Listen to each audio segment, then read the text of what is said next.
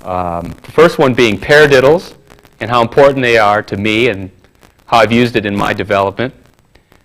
Grace notes, how important that is. Footwork, and the hi-hat.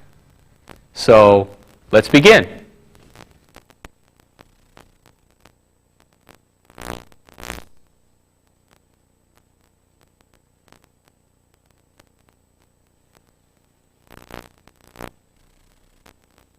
Okay, the first thing I want to talk about just a little bit is my grip. I assume everybody knows how to hold a drumstick that works for them. I'm just telling you about what works best for me. This isn't the right way or the wrong way. This is just the way I do it. I wasn't formally taught, but this is what's worked for me. I use what is called a German grip, where the top of my hand is basically parallel with the floor. And then sometimes my right hand turns over a little bit where my thumb comes up like this. See, where the thumb is basically going up. When I go around the toms, my right hand turns over a little bit sometimes. But for the most part, I play with a very kind of a proper German grip, it's called. This is called Swiss, and this is German, and I use the German type. This is what works best for me. Okay, paradiddles. I think there's 7 main rudiments. And they're all important. There's double stroke rolls, flams, single stroke rolls, and some other ones. But to me, the paradiddle is the most important. It's the combination of a double stroke and a single stroke. And that's why it's so useful in many, many different ways. I'll show you just real quickly what a paradiddle is for anybody who might not know what it is, but I think most people do. And there's 3 types that I use: the single paradiddle, double paradiddle, and triple paradiddle. Single paradiddle is right, left, right, right, left, right, left, left. Double paradiddle is right, left, right, left, right, right, left, right, left, right, left, left. And of course, the triple paradiddle is right, left, right, left, right, left, right, right, left, right, left, right, left, right, left, left.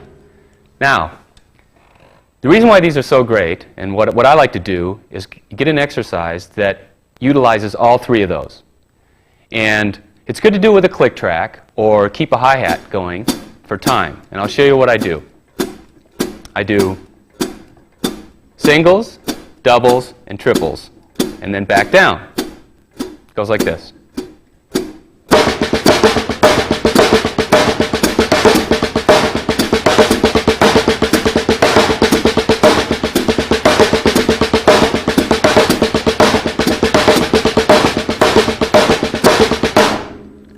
That's a really great exercise, and if you do it fast or slow, just always have a click track, and it really helps to develop the hands. There's also another exercise that I use that utilizes just the single paradiddle and the double paradiddle, and that is good because it makes you alternate to the left hand, and with time it goes like this: 1, 2, 3, 4.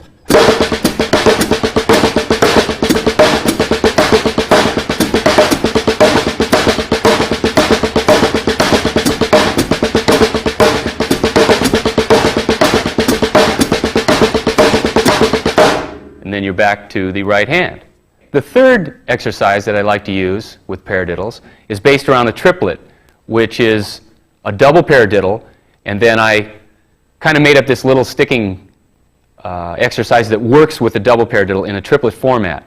And it consists of 9 strokes. And this is the way it goes. It's right, left, left, right, right, left, left, right, right. And then it starts over, but it begins with the left hand. Same way, left, right, right, left, left, right, right, left, left. Now, you combine that with a double paradiddle, and it works in a triplet feel. And here's the way it would work. 2, 3, 4.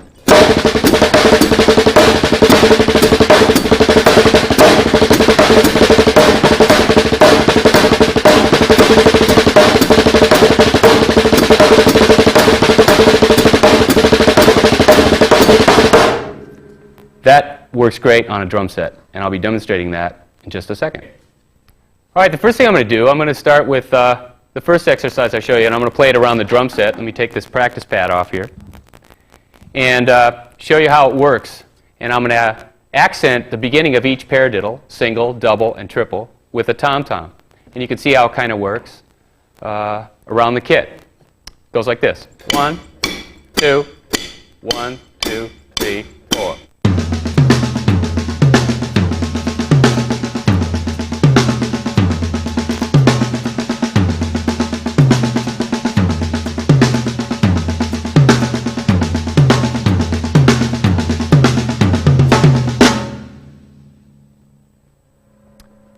That's the first exercise.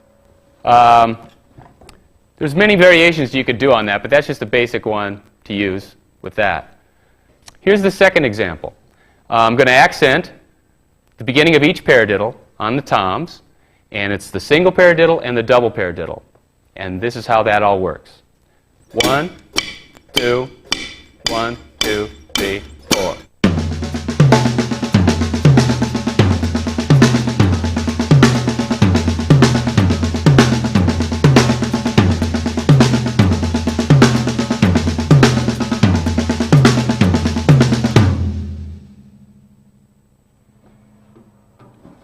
Now, I don't know if you noticed, but see how it alternates? If you keep time with the hi-hat, it makes you alternate. It makes you start one with the right hand, one with the left hand. That's a great exercise. And of course, there's many more ways you can use it around the drums, but that's a good place to start. Now, the third example, I'm going to get a little flashier with, and it's a good exercise to use if you get past just where you could do it with just your hands, and then you start being able to use your feet along with the example. This is what it would sound like. I'm going to crash on the beginning of each paradiddle, and this is the example that's a triplet.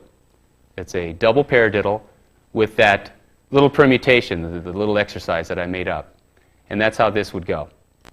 1, 2, 1, 2, 3, 4.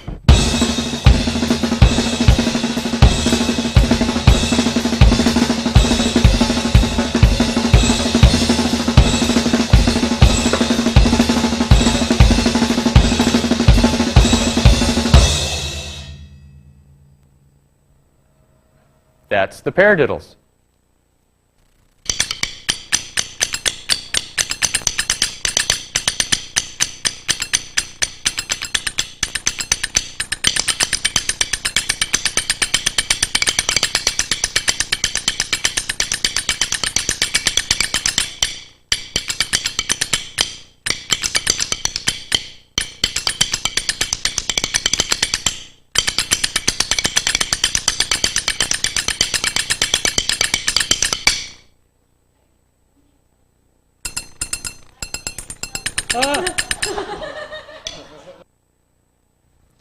All right, we're going to talk about grace notes now, or ghost notes.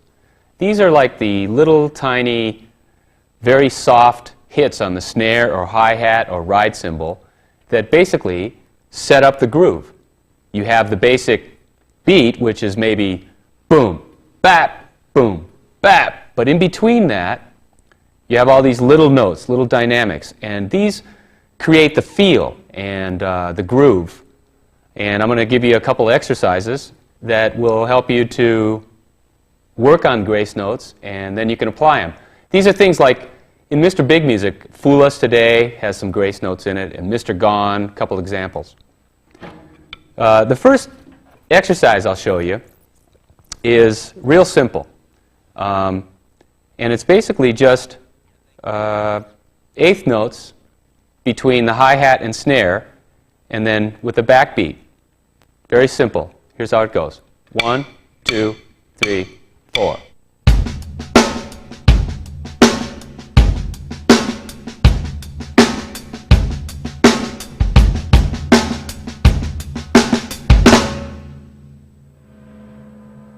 Now in that example, you can see all I'm doing is basically playing very soft with my left hand on the snare. But it gives this kind of a motion, the forward motion, and it sets up a groove. Another way I can kind of expand on that is I'll give you an example with that same kind of thing, but then I'll go into the Fool Us Today groove, which basically puts a triplet on the left hand on the snare. So I'll start with the first example, just playing what I just did, and then I'll go into Fool Us Today, and you can see how it all works. Okay? 1, 2, 3, 4.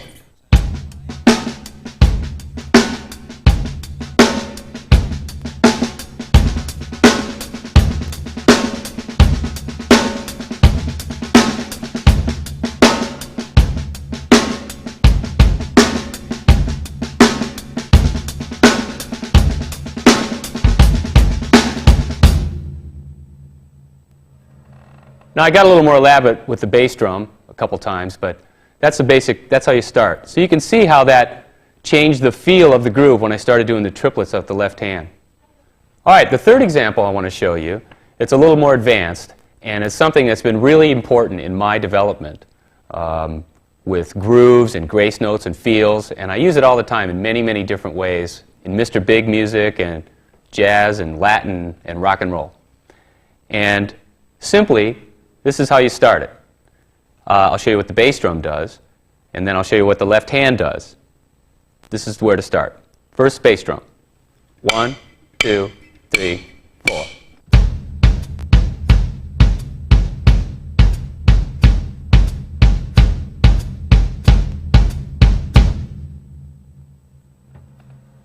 Okay.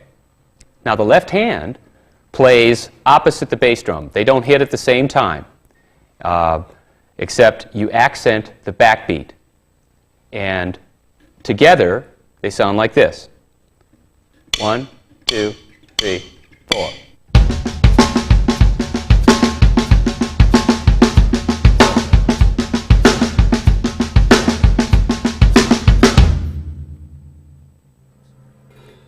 Now, once you get that down, you feel comfortable with that, then you add in your right hand by playing quarter notes or eighth notes.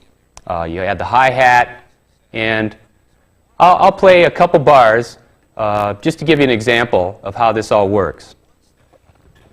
This is how it all sounds together.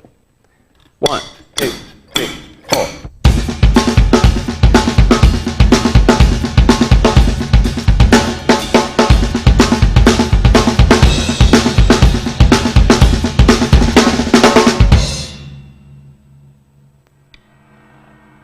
Now, as you can see, there's many variations. You could do a lot of different things, and I even kind of took it into halftime a little bit.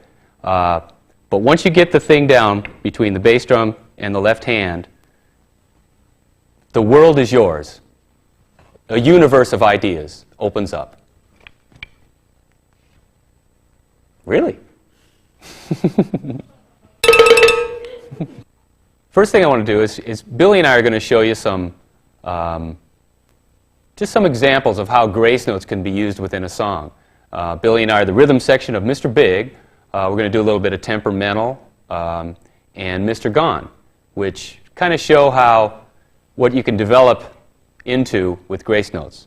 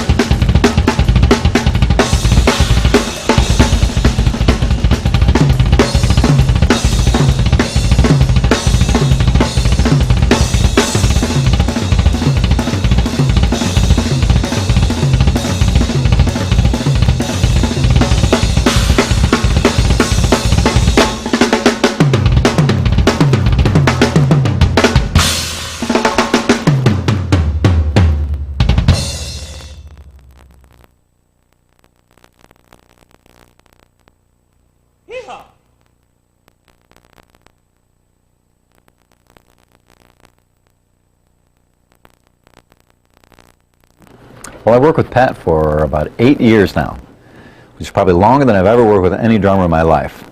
And it's been a good experience for me because I think bass players and drummers need to know each other well as musicians.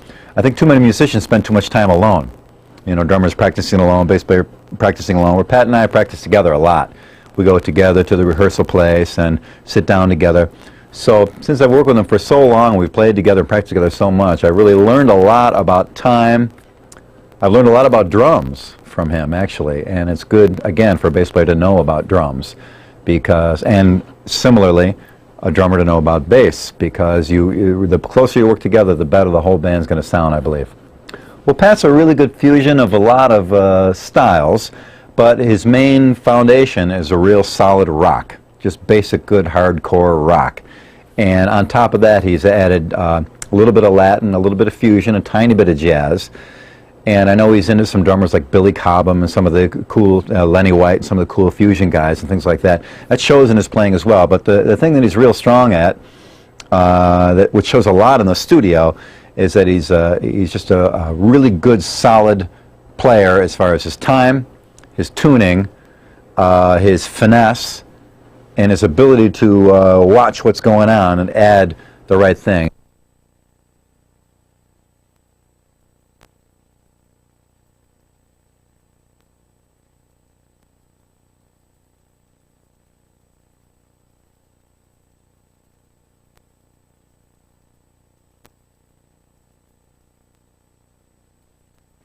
The next thing I want to talk about is the hi-hat. And it's not just hitting it with a stick. I think everybody knows how to hit it with a stick. What I want to concentrate on is what you do with your foot. Because to me, the hi-hat adds another color. It's like a percussion instrument. I think a lot of drummers, sometimes they play a lot up here, play grooves, and basically their left foot, they just kind of let it hang here and die. Well, I wanted to do a little bit more with it. So the first thing I wanted to do is get this technique which is called the heel toe. And I'll show you what that is right now and what it sounds like. It goes like this.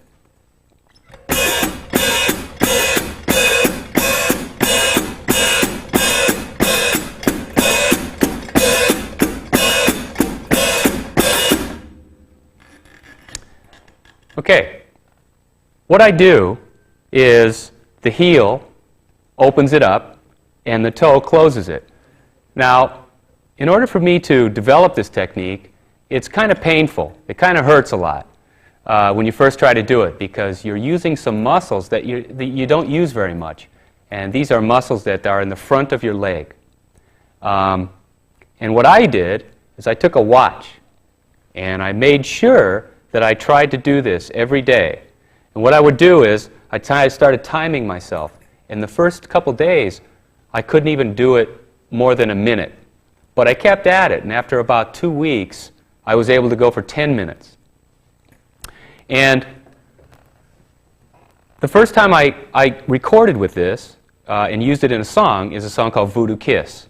And I'll show you how I used it. It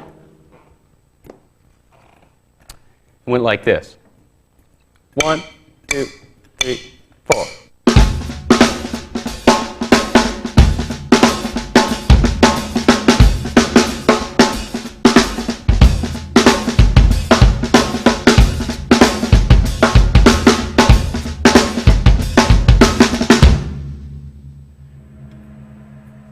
Now, as you can see, I was trying to set up this kind of very loose New Orleans kind of mojo groove, the best way to describe it.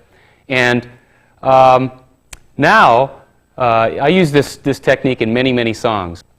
A good example of how I use the hi-hat to help set up a groove is in the song Take Cover. And you can see it closer and how it works with the bass guitar in the example that Billy and I do in the video. But to show you what I used as an exercise when I was figuring out what to play in this song, I would go back and forth between the heel-toe technique and eighth notes on the hi-hat. And that's how this works. I'll play the Take Cover groove along with the hi-hat and show you how I go back and forth. 1, 2, 3, 4.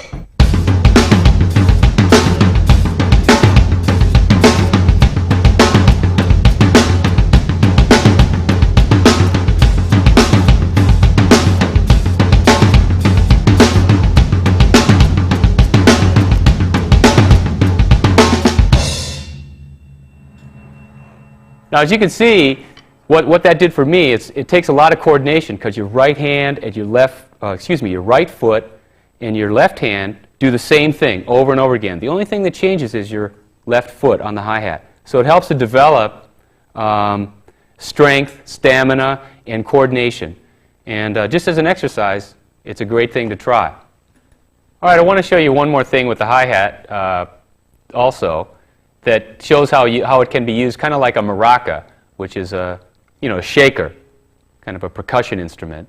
And I use this in temperamental. I've used it in, what's the other song? Merciless off our first record. And it kind of goes like this. You can hear the difference. I'll play the groove, and then I'll add the hi-hat. And you can see how it kind of helps to enhance the groove. 1, 2, 3, 4.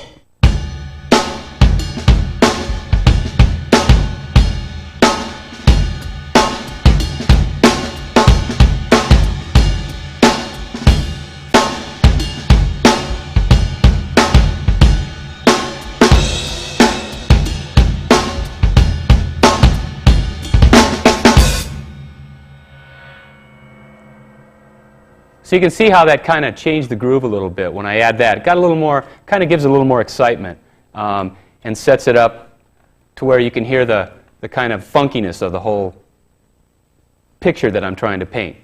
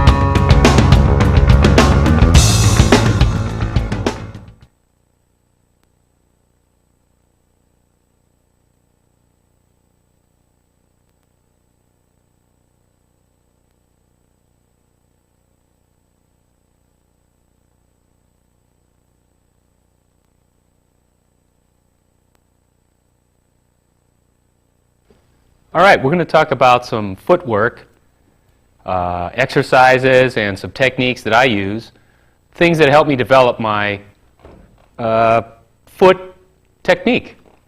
The first thing, this is a Tama iron cobra pedal. This is what I use.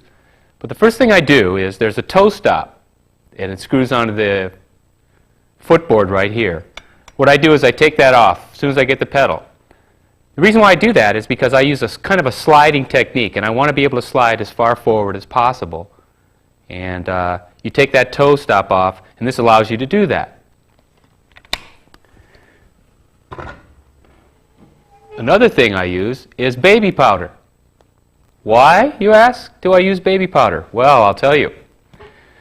Sometimes the bottom of your shoe, which slides on the pedal, gets sticky or wet, and it sticks and it won't slide. So I had to figure out a way to use, I had to figure out a way to have that not happen. So I took the baby powder and I put a little on the carpet right by the pedal. Then I put my foot in there and kind of rub it around a little bit. And then when I put it on the pedal, it slides forward very easily. And I'll show you a little exercise I use to basically work out my foot with this sort of technique.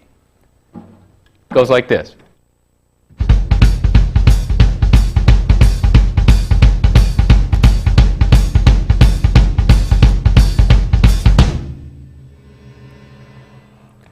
So you can see the pedal, the way it moves and the way my foot moves across the footboard, it has to slide forward. Another technique that I use, and you need to have a dry foot bottom, is the heel-toe technique. I use this all the time, and it's very important. Let me show you what it is. It's similar to what I did on the hi-hat earlier, but on the kick drum, it sounds different. And I'll do it fast, and then I'll slow it down and show you what I use. Here it is.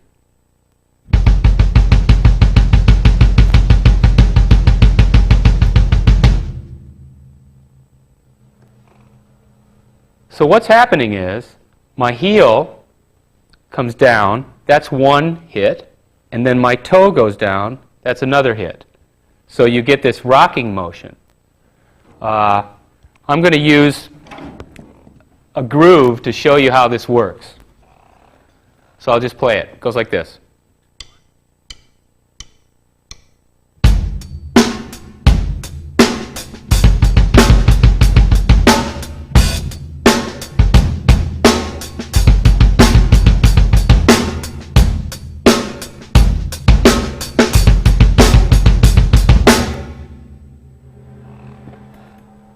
So what's nice about that is it has this kind of a swing to it also. It's different than just hitting all the strokes down. When I developed this heel-toe technique, I wanted to use it in a song, and that's kind of how I came up with the groove for Jane Doe, as you saw Billy and I demonstrating. And I'll play the beat to Jane Doe, and you can see where I use the heel-toe technique in this groove. It goes like this. 1, 2, 3, 4.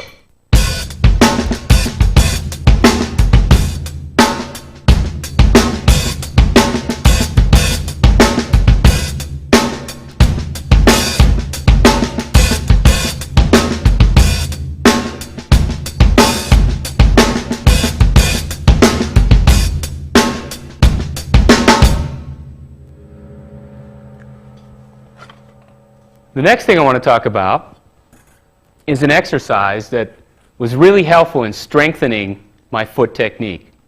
The first thing you do is you take the spring off the pedal. Now the beater, as you can see, is floating freely. And you're probably wondering how this works. Well, I'll show you. Take the spring off the pedal, and this is what I do. Here we go.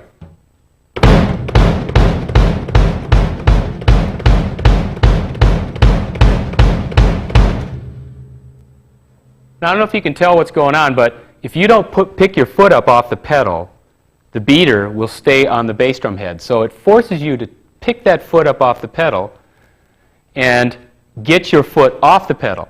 And that's what I'm trying to develop, because there's muscles in the front of your leg here that are very difficult to isolate and strengthen. And this exercise will isolate these muscles, strengthen them. It's kind of painful. It kind of hurts. But what I do is I do it 5 minutes with both feet every day. So I get a watch, and I look at the watch, and I just time myself and force myself to do it. And doing this has really helped me to strengthen my foot. I gain control. Another benefit of this is it keeps your heel down. When your heel is down, you increase your control. That's what I use to develop my foot technique. Okay, well, once you get all this little foot exercises together and you try to strengthen some of these muscles, what I'm doing now, this is an exercise that I use, and I started doing double strokes on my feet, triplets, and then 16th notes. And I'll show you, this is something that I do now, and it's good for like soloing over, but it just shows you how far you can go with this sort of technique. It goes like this. 1, 2, 3, 4.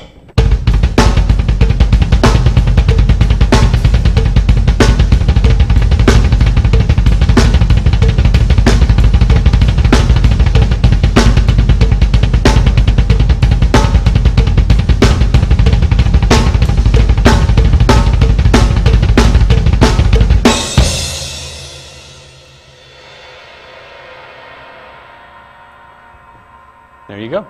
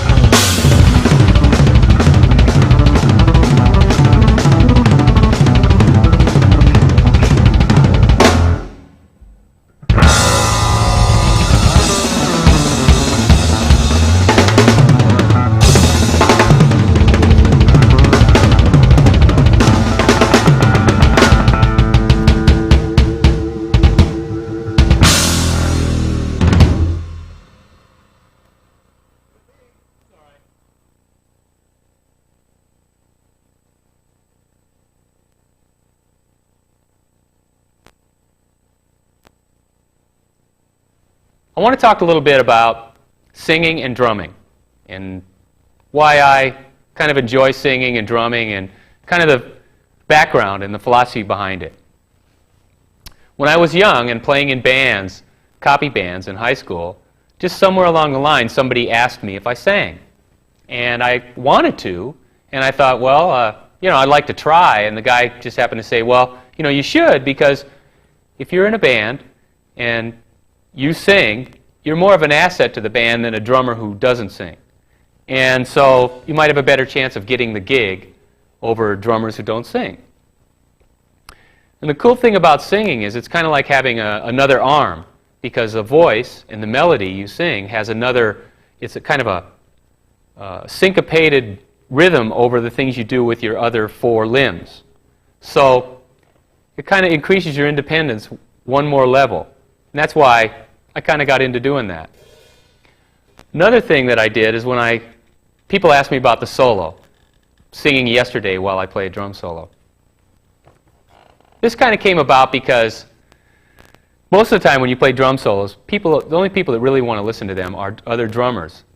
And so I was thinking to myself, what would be kind of a unique approach to a drum solo that might interest other people who aren't drummers?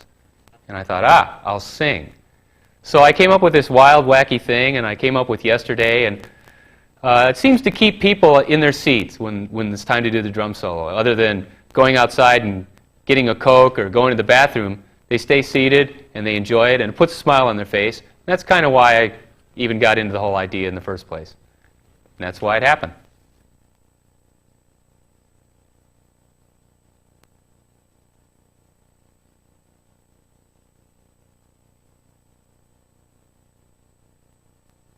I want to talk about a couple things that people have seen me do live, and a lot of Mr. Big fans asked me about a couple things. And one of them is the intro to Addicted to That Rush. And they wanted to know how I do the very fast hi-hat stuff. First off, I start out with very simple groove. It's just this. I'll show you right now. 1, 2, 3, 4.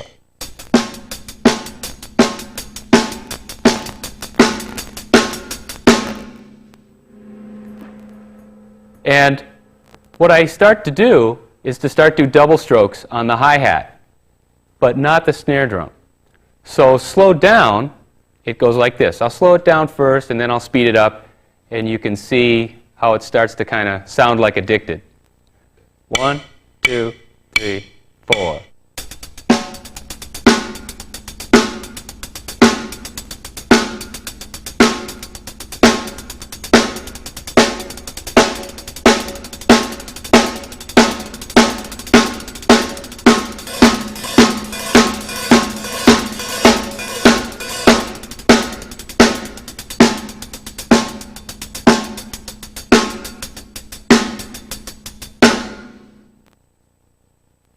One of the licks that a lot of people ask me about, that I use all the time, I want to show you. It's this kind of a tom-tom back and forth move that I use all the time. And it basically has to do with alternating. And it's a 6-stroke move. And it goes like this. It's right, left, kick, kick. So that's 1, 2, 3, 4, 5, 6. Well, that's the easy part. The hard part is going the other direction. You have to start with your left hand on the other direction. So you would go left, right, kick, kick. So it's the alternating that's important. Okay, I'll start slow, and then I'll speed it up.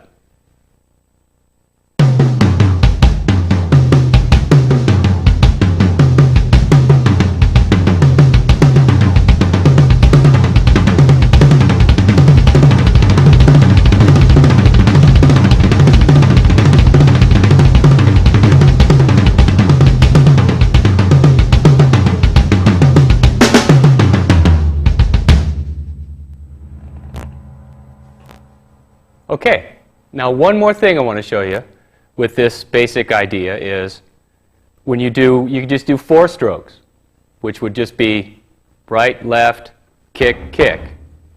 1, 2, 3, 4. I do that all the time, and a lot of people ask me why it sounds a little different when I do it and then they do it. And the reason is that I alternate from right, left to left, right. And I'll start slow, show you how that sounds with just doing the 4 strokes.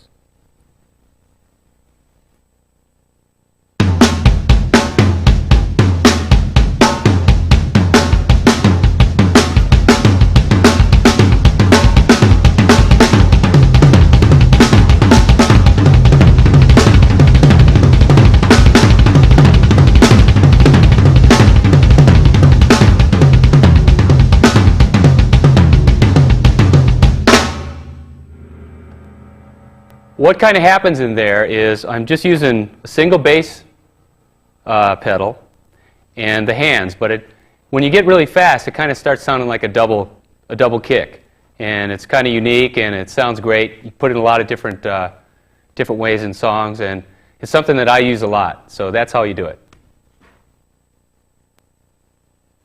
The next thing I want to talk about is a part and a little drum lick or trick that people ask me a lot about, and it's from the song Colorado Bulldog. What happens is they ask me how do I make the hi-hat work when I have both bass pedals going.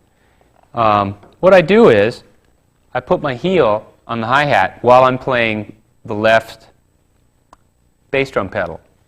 Okay, I'm going to demonstrate what I do with the bass drums in Colorado Bulldog. And I'll start with just the bass drums, and then I'll move my heel over and start using the hi-hat. And this consists of single strokes with the left foot, and then I pop in and out with double strokes with my right foot. It goes like this. 1, 2, 1, 2, 3, 4.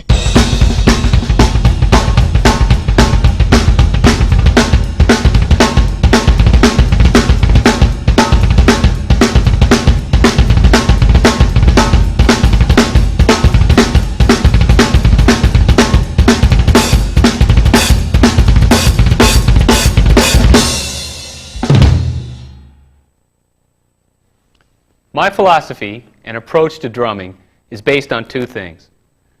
One, the groove is the most important. It has to groove no matter how many licks and tricks you put into it. It still has to have a feel that feels right with the song and the melody.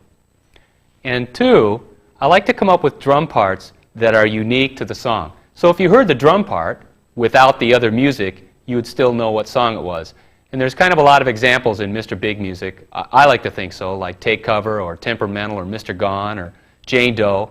They all have a unique drum part, not just the real basic 2 and 4. And I want to introduce this last thing of a performance that Billy and I did special for this video. And it's kind of a different approach, a kind of a new style, and a lot of people maybe aren't familiar with hearing Billy and I play this way. It consists of kind of a Latin into jazz, into this kind of funk thing. It was a lot of fun to do it, and I hope you enjoy it.